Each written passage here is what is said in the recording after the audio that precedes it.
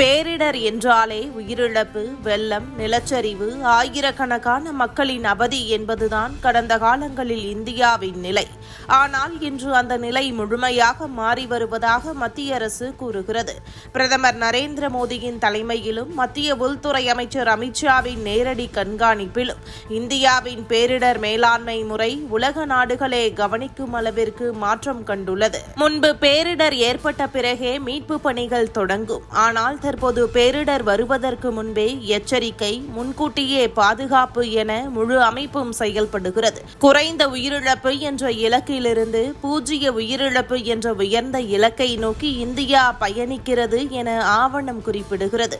அமித்ஷா நேரடியாக மாநில முதலமைச்சர்களுடன் தொடர்பில் இருந்து மத்திய அரசின் உதவிகள் உடனடியாக சென்றடைவதை உறுதி செய்து வருகிறார்.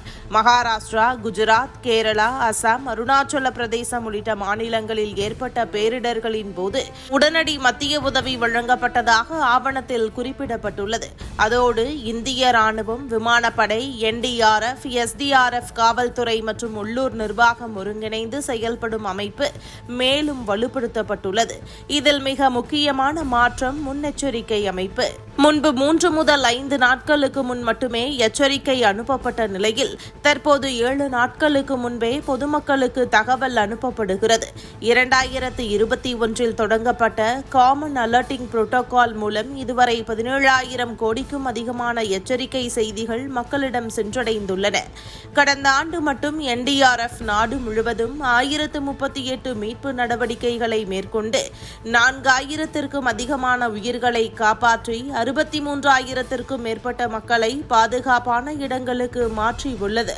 பேரிடர் மேலாண்மையை மேலும் வலுப்படுத்த பல்வேறு கட்டமைப்புகளும் உருவாக்கப்பட்டுள்ளன. நாடு முழுவதும் 68 இடங்களில் NDRF முன்கூட்டியே நிலைநிறுத்தப்பட்டுள்ளது. 41 வகையான பேரிடர்களுக்கான வழிகாட்டுதல்கள் உருவாக்கப்பட்டுள்ளன. 1,00,000 சமூக தன்னார்வலர்களுக்கு பயிற்சியளிக்கப்பட்டுள்ளது. வானிலை, மேகதூத், தாமினி போன்ற மொபைல் செயலிகள் 15 மொழிகளில் தகவல்களை வழங்குகின்றன. மேலும் இந்தியாவின் பேரிடர் வளங்களின் தேசிய தரவுத்தளம் தொடர்ந்து புதுப்பிக்கப்பட்டு வருகிறது. அது மட்டுமல்ல, 2023ஆம் ஆண்டு மட்டும் பேரிடர் மேலாண்மைக்காக 8,000 கோடி ரூபாய் மதிப்பிலான 3 முக்கிய திட்டங்கள் அறிவிக்கப்பட்டன. மாநில தீயணைப்பு சேவைகளை நவீனப்படுத்த 5,000 கோடி ரூபாய், சென்னை உள்ளிட்ட 7 பெருநகரங்களில் நகர்ப்புற வெள்ள பாதிப்பை குறைக்க 2,500 கோடி ரூபாய், 15 மாநிலங்களில் நிலச்சரிவு அபாயத்தை குறைக்க 1,000 கோடி ரூபாய் ஒதுக்கப்பட்டுள்ளது. மேலும் தேசிய மற்றும் மாநில பேரிடர் நிதி ஒதுக்கீடுகளும் கடந்த காலத்தை விட பல மடங்கு உயர்த்தப்பட்டிருப்பதாக ஆவணம் தெரிவிக்கிறது. இந்தியாவின் பேரிடர் மேலாண்மை திறன் இன்று நாட்டிற்கு மட்டுமல்ல, உலக அரங்கிலும் பயன்படுத்தப்படுகிறது. துருக்கி, சிரியா, மியான்மர், இலங்கை போன்ற நாடுகளில் ஏற்பட்ட பேரிடர்களின் போதும் இந்தியா தனது மீட்பு மற்றும் மனிதாபிமான உதவிகளை விரைவாக வழங்கியிருப்பதாக இந்த ஆவணம் சுட்டிக்காட்டுகிறது. பேரிடர் வந்த பிறகு செயல்படுவது அல்ல, பேரிடர் வருவதற்கு முன்பே அதை எதிர்கொள்ளும் வலுவான அமைப்பை உருவாக்கியிருப்பதே இந்தியாவின் புதிய மாடல் என இந்த அறிக்கை காட்டுகிறது.